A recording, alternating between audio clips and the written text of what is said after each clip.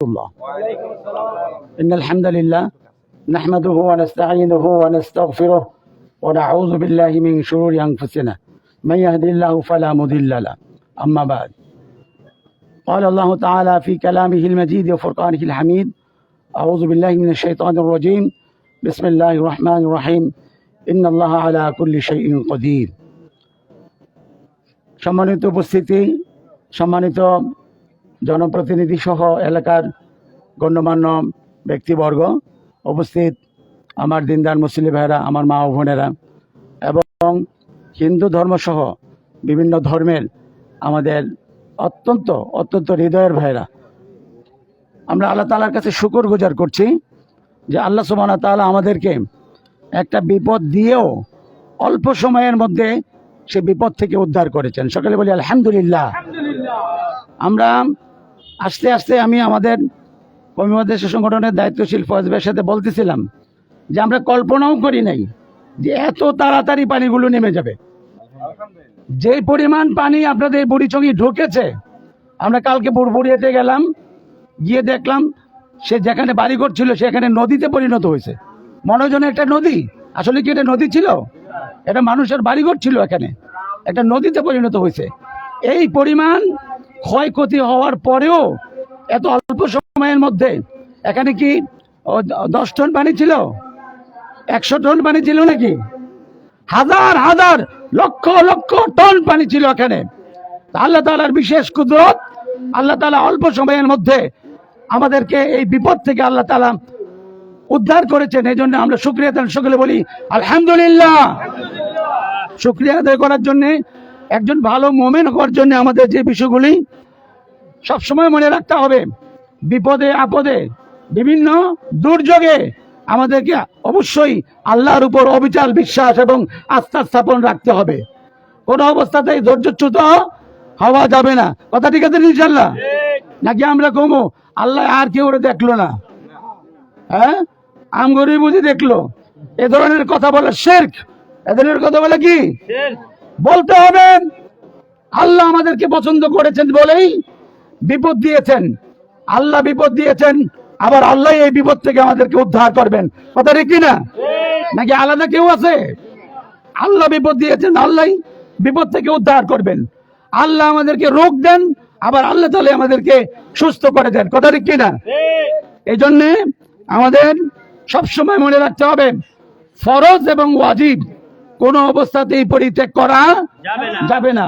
কোনো অবস্থাতেই ফরজ সালাত, ফরজ যাকাত, ফরজ হজ সহ প্রয়োজনীয় যত ধরনের ফরজিয়াত এবং ওয়াজিবাত আছে, যে কোনো অবস্থাতে আমরা সেটা পালন করব না। আমি আপনাদের কাছ থেকে যদি জরিপ নেই যে এখন ফজরের নামাজ আজকে জামাতের সাথে কয়জনে আমরা পড়েছি, তাইলে কিন্তু আমরা অনেকেই ফেল করে যাব। সুতরাং আল্লাহ তাআলার এই নিয়ামত থেকে যদি আমরা বিচ্যুত হয়ে যাই, বিপদ তো আমাদের উপরেই আসার কথা। আমরা এমন কোন অপরাধ নাই আমাদের সমাজে সংগঠিত হয় না। আবু জাহেলের সময়ে, আবু লাহাব, উতবা সাহেবের সময়ে, তৎকালীন আইয়ামে জাহিলিয়াতের সময়ে সমাজে যে পরিমাণ অন্যায় অবিচার হতো, আজও পর্যন্ত সেগুলি ঘটছে, বরঞ্চ মাত্রা বেড়ে গেছে। কারণ কি জানেন? এই যে এটার কারণে ওই আইয়ামে জাহিলিয়াতের সময়কার ওই অবস্থায়ও এখন কিন্তু সেটা আরো বেড়ে গেছে, কোনো অবস্থাতে কমে নাই। সুতরাং যে সময়টাকে এই খুন, রাহাজারি, ছিনতাই, জবরদস্ত, আল্লাহকে অবাধ্যতা, আল্লাহর আইনের প্রতি অবাধ্যতা করা এবং জিনা, ব্যভিচার সহ যে সমস্ত অপরাধগুলো সংঘটিত হওয়ার কারণে আইয়ামে জাহিলিয়াত বলা হতো ওই সময়কে, আজকে যদি আমরা বিশ্লেষণ করি, তাহলে আমরা হয়তো বুঝবো যে আইয়ামে জাহিলিয়াতের চেয়েও আরো বাজেতম একটা সমাজের মধ্যে আমরা বসবাস করি। কথা ঠিক কিনা? আমরা আগামী দিনে সবাই মিলে, হিন্দু, বৌদ্ধ, খ্রিস্টান সবাই এখানে আছেন, হিন্দু ভাইরা আমাদের ভাই। আপনারা দেখেছেন আমরা এই যে নতুন করে স্বাধীনতার পরে 5 তারিখের পরে আমরা দীর্ঘ সময় পর্যন্ত আমাদের হিন্দু ভাইদের মন্দিরগুলিকে পাহারা দিয়েছি। কথা ঠিক কিনা? হিন্দু ভাইরা এখানে আছেন, সাক্ষী দিবেন, দিয়েছে কিনা? আপনাদের ঘরে ঘরে আমরা খাবার পৌঁছে দিয়েছি, আপনাদের নিরাপত্তার জন্য যা যা করা দরকার আমরা সব করেছি।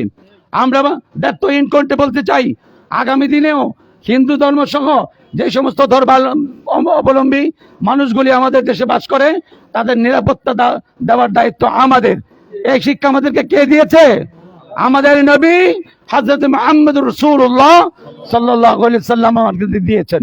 সুতরাং আমরা এই শিক্ষার উপরে থাকতে চাই। কথা ঠিক আছে ইনশাআল্লাহ? এক নাম্বার হলো আমরা বিপদে আপদে যে কোনো সময় আমরা আল্লাহ তাআলার ঈমানের উপরে অবিচল থাকব। দুই নম্বর হলো ফরজ এবং ইবাদত ওয়াজিবাত গুলো আমরা অবশ্যই পালন করব। তিন নম্বর হলো হালাল রিজিক আমরা ভক্ষণ করব। যদি হালাল রিজিক আমরা না খাই, সারাদিন আপনি যদি তাহাজ্জুদ করতে থাকেন, সারাদিন ইবাদত করতে থাকেন, হজ করেন, উমরা করেন, যদি হালাল রিজিক না খান তাহলে আল্লাহর নবীর হাদিস সাক্ষী আপনার এই ইবাদত কবুল হবে না। সুতরাং আমরা এক মুঠ খাবো, প্রয়োজনে না খেয়ে থাকবো, আমরা পেটে পাথর বাঁধবো, তারপর আমরা হারাম খাবো না। কথা ঠিক আছে ইনশাআল্লাহ? কারণ আমরা যদি পেটে পাথর বাঁধি এটা অসম্ভবের কিছু হবে না। কারণ আল্লাহর নবী সরদারে দু আলম রসুল আরবি ইমামুল মুজরিমিন ইমামুল মুরসালিন সৈয়দুল মুজনবিন খাতামুন নবিয়িন মুহাম্মদুর রাসূলুল্লাহ সাল্লাল্লাহু আলাইহি ওয়াসাল্লাম যদি চাইতেন তিনি স্বর্ণের পাহাড়ের মালিক হয়ে যেতে পারতেন, কিন্তু তিনি তা করেন নাই। তিনি পেটে পাথর বেঁধেছিলেন। নবী যদি পেটে পাথর বাঁচতে পারে, উম্মত হয়ে আমরা কি পেটে পাথর বাঁচতে পারবো না? প্রয়োজনে আমরা পেটে পাথর বাঁধবো, তারপর হারামের সাথে অন্যায়ের সাথে কোনো আপোষ আমরা করব না। কথা কথা ঠিক আছে ইনশাআল্লাহ? আমরা গর্ববোধ করি বাংলাদেশে যে একটা আজ সুন্নাহ ফাউন্ডেশন আমাদের আছে। আমরা গর্ববোধ করি একজন শেখ আহমদুল্লাহ আমাদের আল্লাহ তাআলা দিয়েছেন। কথা ঠিক কিনা? আমাদের সারা বাংলাদেশের অর্গানাইজেশনগুলি আমরা এখানে যারা আছি, আমরা বিভিন্ন ধরনের রাজনৈতিক সংগঠনের সাথেও আমরা জড়িত। ইসলামী রাজনীতি জাগতিক রাজনীতি নয়। আমরা সবাই মিলে যা করতে পারি নাই, এক আজ সুন্নাহ ফাউন্ডেশন তা করে দেখিয়েছে। কথা ঠিক কিনা? আল্লাহ তাআলা আজ সুন্নাহ ফাউন্ডেশনের এই কার্যক্রমকে কবুল করুন, সকলে বলি আমিন। আপনারা যদি ধৈর্যের পরিচয় দিতে পারেন, আমি এই বুড়িচং উপজেলা কওমি মাদ্রাসা সংগঠনের সহসভাপতি হিসাবে আমি আপনাদেরকে ঘোষণা দিতে চাই, আমাদের